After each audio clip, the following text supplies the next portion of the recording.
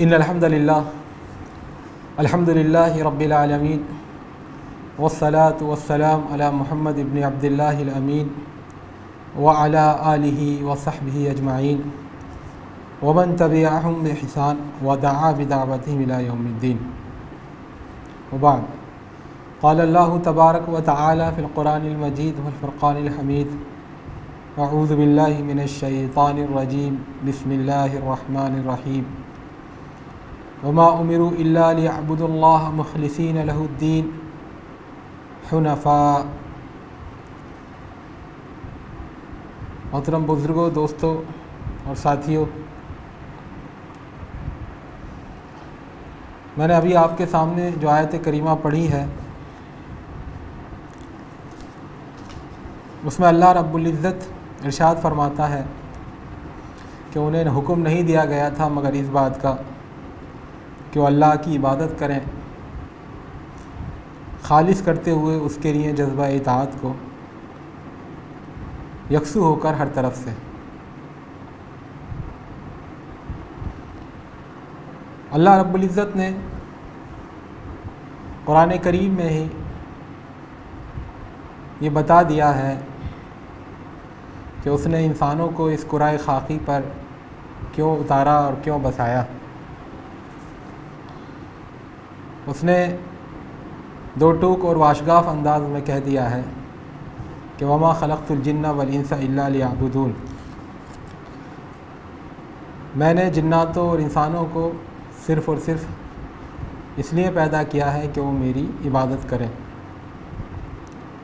मालूम हुआ इंसानी ज़िंदगी का मकसद, इंसानी वजूद की गायत यह है कि वो अल्लाह का बंदा बनकर ज़िंदगी गुजारे और इस बंदगी के इम्तिहान में कामयाब होकर यहाँ से जाए और आखिरत में उस कामयाबी का समरा और नतीजा पाए। लेकिन हर इबादत के लिए मज़ीद दो शर्तें हमारे दीन ने रखी हैं। एक शर्त यह है कि जो भी आपको इबादत करनी है अल्लाह रब्बुल इज़्ज़त की, वो अलटप नहीं होगी। आपकी अक्ल से, आपके इज्तिहाद से, आपके क़ियास से या आपकी समझ से कोई इबादत फॉर्मुलेट नहीं की जाएगी, बनाई नहीं जाएगी, बल्कि आप जो भी इबादत करना चाहें उसके लिए शर्त है कि वो इबादत अल्लाह के रसूल आखिरी नबी हज़रत मोहम्मद सल्लल्लाहु अलैहि वसल्लम की लाई हुई शरीयत के मुताबिक हो। तो इबादत के लिए बुनियादी शर्त है। और दूसरी शर्त यह है कि आप जो भी अल्लाह की इबादत कर रहे हैं वो खालिस उसके लिए हो, यानी इखलास के साथ हो। उसमें किसी और को दिखाना, किसी और की रज़ाजुई, किसी और की खुशनुदी, किसी और की रज़ामंदी इंसान के सामने ना हो। तो अगर इंसान की तख्लीक का मकसद इबादत है तो इबादत की बुनियादी शर्त है इखलास होना, इखलास नियत, नियत को खालिस अल्लाह के लिए कर लेना, अपने हर कौल में, हर अमल में अपना मतमए नज़र अल्लाह का तक़र्रुब और उसकी रज़ाजुई को बनाना। इसीलिए तौहीद को भी अल्लाह रब्बुल इज़्ज़त ने इखलास कहा, या इस शरीयत की इस्तिलाह में उसको इखलास कह दिया गया, यानी खालिस अपनी इबादत को अल्लाह के लिए ख़ास कर देना। कुल हुवल्लाहु अहद अल्लाहुस समद लम यलिद वलम यूलद वलम यकुल लहू कुफुवन अहद। हम सब जानते हैं सूरत का नाम सूरह इखलास है, क्योंकि इसमें अल्लाह ताला की तौहीद को बेआमेज़ अंदाज में, दो टूक अंदाज में पेश किया गया है। मुझे अपने बारे में इसका पूरा एतराफ़ है कि इखलास की जो खुशबू होनी चाहिए किरदार व अमल में, उससे महरूम हूँ। लेकिन अरब के शायर ने कहा था, उहिब्बुस सालिहीन वलस्तु मिनहुम लअल्लल्लाह यरज़ुक़ुनी सलाहा, मैं नेक लोगों को पसंद करता हूँ अगरचे ख़ुद नेक नहीं हूँ। उम्मीद रखता हूँ कि अल्लाह मुझे नेक लोगों में शामिल कर दे। तो इसी तरह पर मैं भी ये कहने की जुर्रत करता हूँ, उहिब्बुल मुखलिसीना व लस्तु मिनहुम लअल्लल्लाह यरज़ुक़नी इख़लासा। मैं भी अल्लाह के जो मुखलिस बंदे हैं उनको पसंद करता हूँ अगरचे ख़ुद नहीं हूँ, इस उम्मीद पर कि शायद अल्लाह ताला मुझे भी तौफ़ीक़ दे। तो चंद बातें आज इखलास नियत के ताल्लुक़ से आपके सामने गोशगुजार करना चाहूँगा। इखलास खुलूस से बना है, खालिस होना। हर काम को जब आप अल्लाह रब्बुल इज़्ज़त के लिए खालिस कर दें, हर काम में उसी को मतमह नज़र बनाएं, उसकी क़ुर्बत को, उसकी खुशी को, उसकी रज़ाजुई को, तो ये इखलास है। लेकिन इखलास की कोई लगी बंदी सूरत, इखलास एक तो एक जामे लफ्ज़ है, अल्लाह की रज़ाजुई को पाने के लिए कोई काम करना। लेकिन इखलास के इस बड़े उन्वान के तहत उसकी कई शक्लें हो सकती हैं। मसलन अल्लाह की ताज़ीम और तौक़ीर और उसका इकराम करने की नीयत से आदमी कोई नेक काम करे, अल्लाह के एहसानात का तसव्वुर करके, उनका इदराक करके, उनका शऊर हासिल करके नेकी करे, अल्लाह ताला की रज़ा और खुशनुदी के लिए कोई नेक काम करे। बाज़ अल्लाह के बंदे होते हैं जिन्हें अल्लाह की इबादत में और उसके साथ मुनाजात करने में जो लज्जत महसूस होती है वो किसी और चीज़ में महसूस नहीं होती। वो इस लालच में अल्लाह की इबादत बजा लाते हैं। कुछ अल्लाह के बंदे ऐसे होते हैं जिनको अपने रब के दीदार का इश्तियाक़ होता है, वो चाहते हैं उनका शुमार उन बंदों में हो जाए जो आखिरत में अपने रब का दीदार करेंगे, वो उसके लिए इबादत करते हैं। कुछ लोग इबादत पर, अल्लाह की इताअत पर, अल्लाह के लिए ज़िंदगी गुजारने पर जो अल्लाह ताला ने अज्र व सवाब बयान किया है, जन्नत की जो नेमतें गिनवाई हैं, जो बशारतें दी हैं, उनके लालच में ऐसा करते हैं। कुछ लोग ऐसे होते हैं जो अल्लाह के इंतकाम से, उसके अज़ाब से, उसकी पकड़ से, उसकी गिरफ्त से बचने के लिए नेकी करते हैं। तो ये इखलास की बहुत सारी सूरतें हो सकती हैं। इखलास का एक जामे उन्वान है अल्लाह के तक़र्रुब की नीयत से उसकी खुशी, उसकी रज़ा के लिए अमल अंजाम देना। लेकिन उसके इस बड़े उन्वान के अंदर बहुत सारे छोटे उन्वान आ जाते हैं। इसलिए हमारे यहाँ जो शायराना मुबालगा आराई की गई है, एक ख़याल आफरीनी की गई है कि जन्नत मुबारक रहे आशिक़ों को कि मैं आपका सामना चाहता हूँ। ये जो सूफिया के हाँ ये गलत तस्वुर फैल गया कि ज़ाहिदीन और ये शरीयत पर अमल करने वाले तो जन्नत के लिए सब करते हैं, हम अल्लाह से मुलाकात के लिए कर रहे हैं। तो ये सब बातें ऐसा नहीं कि इनमें मुनाफ़ात है, एक दूसरे की ज़िद है। ये जो अल्लाह से दीदार का शौक़ है वही अल्लाह की जन्नत में दाखिल होने का लालच भी है, उसका शौक़ भी है। अल्लाह से मुलाकात का जो जज्बा है, जो शौक़ है, वही अल्लाह से मुनाजात और उसकी इबादत का अंदर भी कार फरमा है। तो पहले तो ये गलत फहमी हमारे जहन से निकल जानी चाहिए। अल्लाह ताला ने जो भी इखलास की सूरतें और शक्लें बयान की हैं, जायज़ रखी हैं, वो सब बंदा इख्तियार कर सकता है। दीन में इखलास नियत का बड़ा मकाम है। मैंने आपके सामने जो शुरू में आयत पढ़ी उससे भी मुतरश्शा होता है कि इबादत के साथ इखलास की नियत लाजिम और मलज़ूम है। फिर नबी अकरम सल्लल्लाहु अलैहि वसल्लम की ज़बान से दुनिया के सामने ऐलान करा दिया गया कुल इन्नी उमिरतु अन अअबुदल्लाह मुखलिसन लहुद्दीन। आप कह दीजिए मुझे हुक्म दिया गया है कि मैं अल्लाह की इबादत करूं खालिस करके उसके लिए दीन को, इखलास के साथ। दूसरी जगह फरमाया गया इन्ना अंज़लना इलैकल किताब बिलहक़्क़ि फ़अब्ुदिल्लाह मुखलिसन लहुद्दीन अला लिल्लाहिद्दीनुल खालिस। ए नबी अकरम और ए लोगों, हमने नाजिल किया अपने रसूल की तरफ किताब को हक़ के साथ, तो तुम अल्लाह की इबादत करो खालिस करके उसके लिए दीन को। अला लिल्लाहि दीनुल खालिस, क्या जज्बा इताअत इंसान का खालिस जज्बा इताअत अल्लाह के लिए नहीं होना चाहिए तो किसके लिए होना चाहिए? तो मेरे दोस्तों और साथियों, इंसान की जो भी कारगुजारियाँ हैं, जो भी तसर्रुफ़ात हैं, जो भी आमाल हैं, जो भी एक्टिविटीज़ हैं, उनको 3 बड़े ज़ुमरों में बांटा जा सकता है।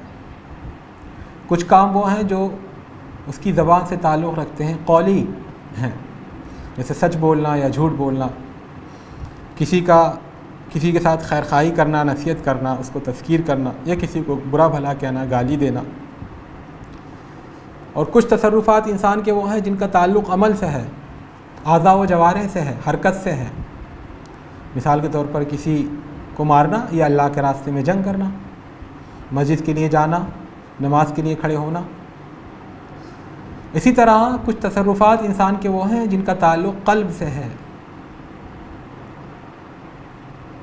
किसी के लिए दिल में हसद ना लाना, अल्लाह की खातिर किसी से मोहब्बत करना, नबी अकरम सल्लल्लाहु अलैहि वसल्लम से मोहब्बत का ताल्लुक़ रखना, उनकी ताज़ीम व तौक़ीर करना, इन सब आमाल का ताल्लुक़ दिल से है।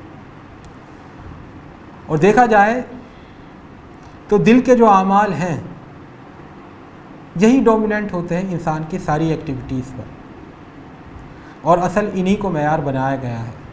इन्नल्लाह ला यंज़ुरु इला सुवरिकुम वला इला अज्सामिकुम वलाकिन यंज़ुरु इला क़ुलूबिकुम व अमालिकुम।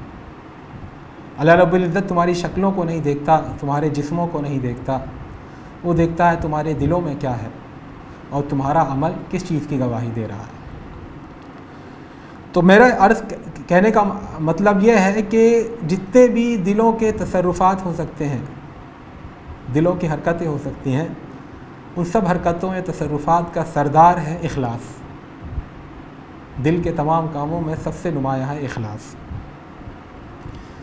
कुरान करीम में जा बजा इखलास को अपने अंदर पैदा करने वालों की तारीफ़ की गई है। अल्लाह के जलील व क़द्र पैगम्बर हज़रत मूसा का ज़िक्र कुरान में इस तरह हुआ, वज़्कुर फ़िल किताबि मूसा इन्नहु कान मुख़लसन व कान रसूलन नबिय्या। और किताब में हज़रत मूसा का ज़िक्र कीजिए, बेशक वो मुख़लस थे और वो रसूल और नबी थे।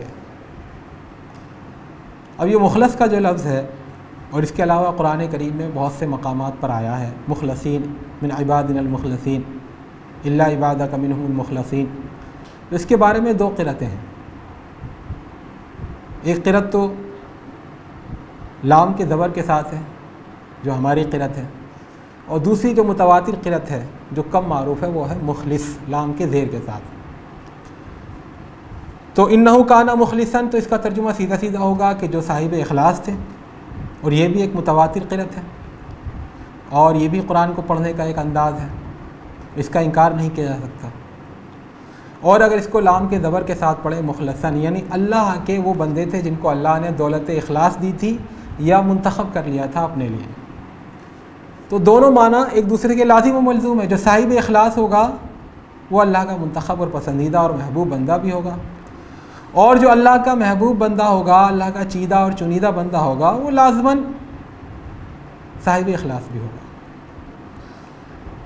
अल्लाह के दूसरे जलील व क़द्र पैगम्बर हज़रत यूसुफ़ अलैहिस्सलातु वस्सलाम का ज़िक्र फ़रमाया, बिख़ुसूस उस वक्त जबकि अज़ीज़ मिस्र की बदकार बीवी ने उनको बुराई पर उभारना चाहा था और फ़रार के तमाम रास्ते बंद कर दिए थे, लेकिन वो अपने जज्बा ईमान की वजह से उसके दाम फ़रेब में नहीं आ पाए।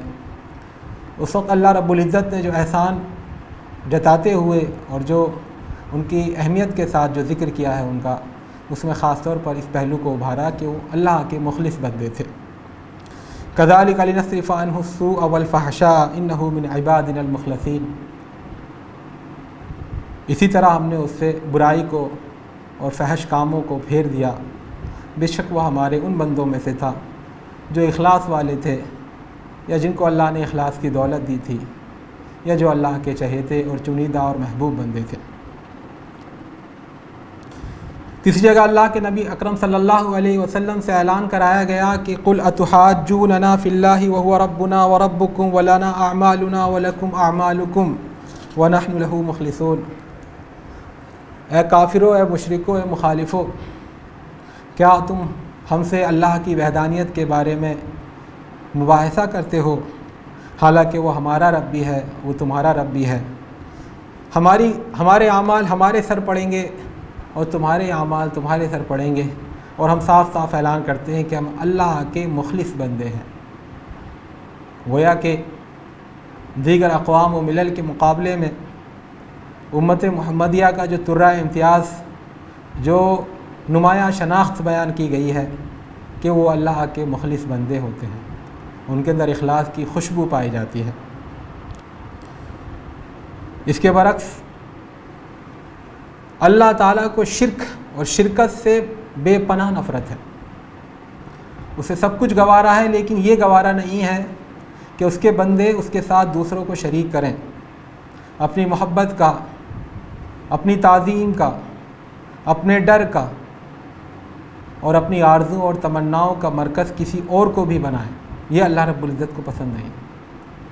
फरमाता है अल्लाह रब्बुल इज़्ज़त, इन्नल्लाह ला यग़फ़िरु अन युशरका बिही व यग़फ़िरु मा दून ज़ालिका लिमन यशा। अल्लाह रब्बुल इज़्ज़त शिर्क को हरगिज़ माफ़ नहीं करेगा। अलबत्ता शिर्क के अलावा जो गुनाह है उनको माफ़ कर सकता है जिसके लिए वो चाहे। तो अगर बग़ैर तौबा किए कोई शिर्क की हालत में मर जाता है तो फिर उसके लिए दुआए मग़फ़िरत भी जायज़ नहीं है। और अल्लाह रब्बुल इज़्ज़त ने अपने ज़िम्मे वादा लिया है कि वो उसकी मग़फ़िरत नहीं फरमाएगा।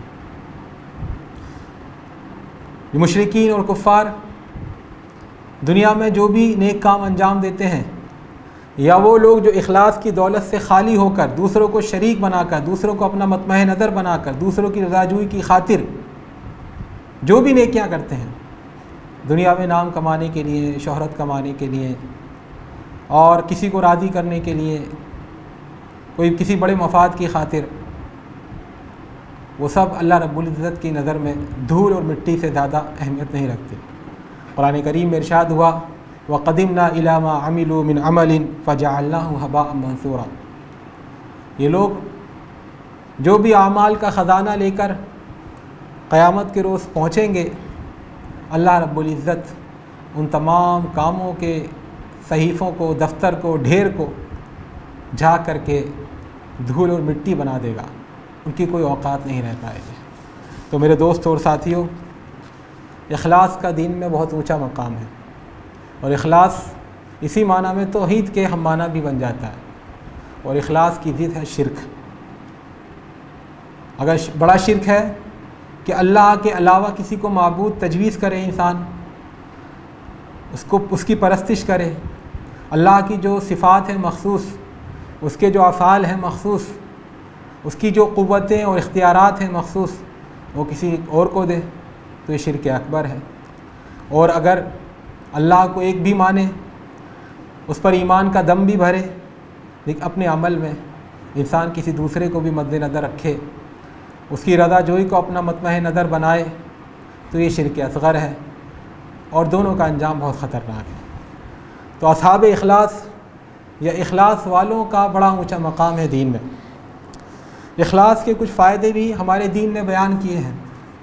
इखलास का पहला और बुनियादी और अव्वलीन फ़ायदा यह है कि जो अपने अंदर इखलास पैदा कर लेता है वो बआसानी जन्नत में चला जाता है। तो जन्नत का हुसूल, हमेशा रहने वाली जन्नत का हुसूल, उसमें दाखिला इखलास की दौलत की वजह से मिल जाता है। अल्लाह रब्बुल इज़्ज़त फरमाता है, इल्ला इबादल्लाहिल मुखलसीन उलाइका लहुम रिज़्क़ुम मालूम फ़वाकिहु व हुम मुकरमून फ़ी जन्नातिन नईम।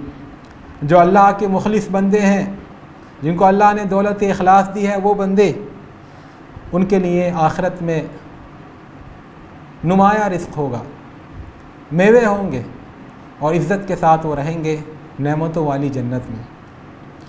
तो इखलास की दौलत अपने अंदर आदमी अगर पैदा कर ले, इखलास का जज्बा पैदा कर ले, तो इसका पहला फ़ायदा होता है कि वो जन्नत में चला जाता है। दूसरा फ़ायदा इखलास का यह है कि इसकी बुनियाद पर अल्लाह रब्बुल इज़्ज़त अमल को कबूल करता है। इखलास से खाली कोई भी अमल होगा, चाहे वो इस्लामी शरीयत के मुताबिक हो या ना हो, अल्लाह रब्बुल इज़्ज़त के यहाँ उसकी कोई कीमत नहीं। अलबत्ता हर मुसलमान से मतलूब है कि अपने अमल में इखलास भी पैदा करे और शरीयत हक़्क़ा या शरीयत इस्लामिया से मुताबिकत भी पैदा करे। इन दोनों शर्तों में से जब भी कोई शर्त ख़त्म होगी तो इंसान का इखलास या इंसान को अमल बेकार और इकारत चला जाएगा। अल्लाह के रसूल सल्लल्लाहु अलैहि वसल्लम ने इरशाद फरमाया है, इन्नल्लाह ला यक़बलु मिनल अमली इल्ला मा कान लहू खालिसन वब्तुग़िया बिही वजहुहु। अल्लाह रब्बुल इज़्ज़त किसी ऐसे अमल को कबूल नहीं करता जो किसी और के लिए किया जाए, वो वही अमल कबूल करता है जो खालिस उसके लिए हो, वब्तुग़िया बिही वजहुहु, और सिर्फ उसकी ज़ात ही पेश नज़र हो उसके ज़रिए से। मेरे दोस्त और साथियों, जब मैदान हशर बर्पा होगा, अव्वलीन और आखिरीन सब जमा होंगे, हज़रत आदम से लेकर क़यामत का सूर फूंके जाने तक जितने इंसान इस दुनिया में आए सबको दोबारा ज़िंदा किया जाएगा। उस वक्त यह ऐलान किया जाएगा बबांगे दुहल, हर शख्स उसको सुनेगा, जैसा कि अल्लाह के रसूल ने इरशाद फरमाया, इज़ा जमअल्लाहुल अव्वलीन वल आखिरीन यौमल क़ियामा लियौमिन ला रैब फ़ीही नादा मुनादिन मन कान अशरक फ़ी अमलिन अमिलहु लिल्लाहि तबारक व तआला फ़लयत्लुब सवाबहु इंदा गैरिल्लाह फ़इन्नल्लाह अग़नश शुरकाइ अनिश शिर्क। जब अल्लाह रब्बुल इज़्ज़त मैदान हशर में अव्वलीन और आखिरीन को जमा कर देगा क़यामत के रोज़, और वह ऐसा दिन है जिसकी आमद में कोई शक नहीं, तो उस वक्त एक पुकारने वाला पुकारेगा कि हर वो शख्स जिसने कोई ऐसा अमल किया हो जो खालिस अल्लाह के लिए होना चाहिए था, लेकिन उसके साथ उसने दूसरों को शरीक किया, तो अब चाहिए कि अपना सवाब दूसरे से ही तलाश करे। अल्लाह के यहाँ उसका कोई सवाब नहीं है, क्योंकि अल्लाह तमाम शरीकों में सबसे बेनियाज़ है। तो इखलास की बुनियाद पर अमल कबूल होता है, और अगर इखलास से खाली हो तो मुँह पर मार दिया जाता है। इखलास का तीसरा फ़ायदा यह है कि जिसके अंदर इखलास होगा उसको आखिरत में मैदान हशर में हमारे महबूब रसूल सल्लल्लाहु अलैहि वसल्लम की शफ़ाअत नसीब होगी। अल्लाह के रसूल ने इरशाद फरमाया, असअदुन्नासी बिशफ़ाअती यौमल क़ियामति मन क़ाल ला इलाहा इल्लल्लाह खालिसन मिन क़ल्बिही।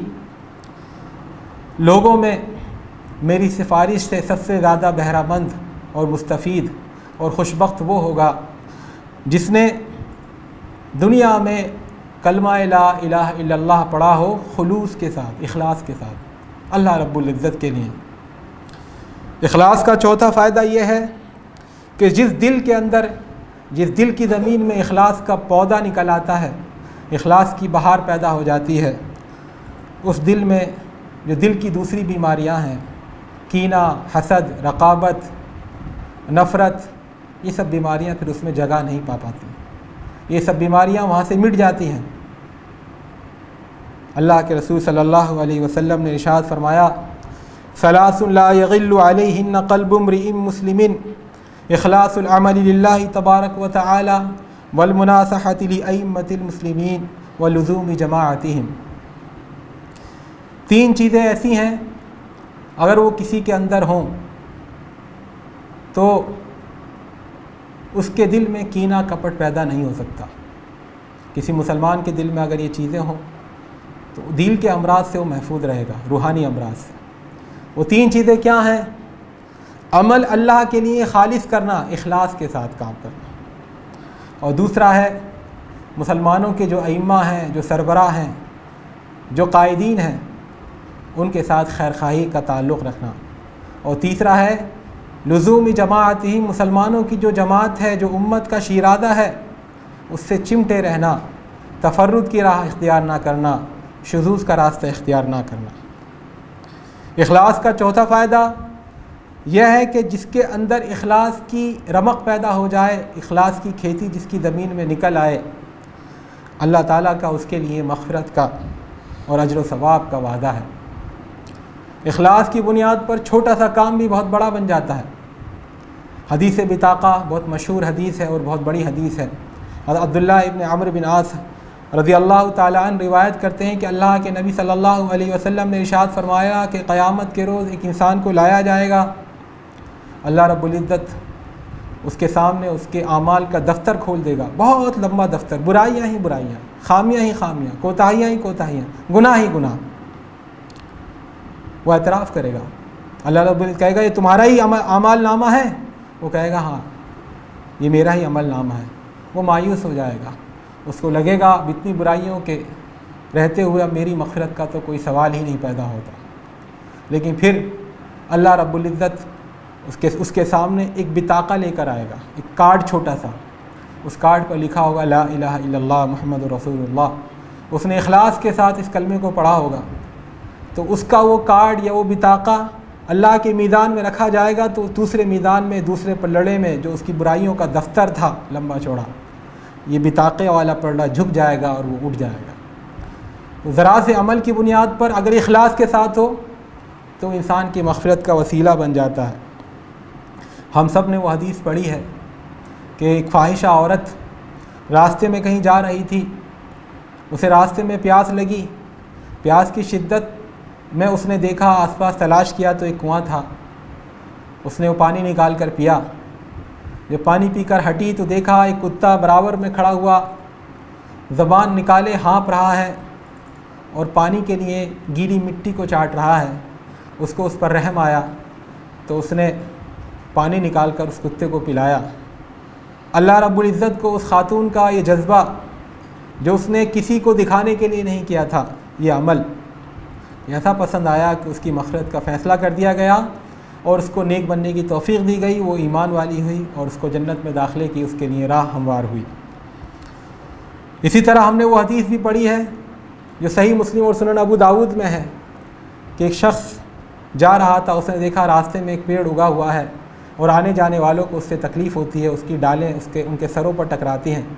तो उसने अपना काम छोड़कर रुका और कुल्हाड़ी से उस पेड़ को हटा दिया काट करके। अल्लाह रब्बुल इज़्ज़त को उसका ये अमल इस तरह पसंद आया क्योंकि वो इखलास की दौलत से माला माल था। उसका अमल इतना पसंद आया कि उसके लिए जन्नत का फ़ैसला कर दिया गया।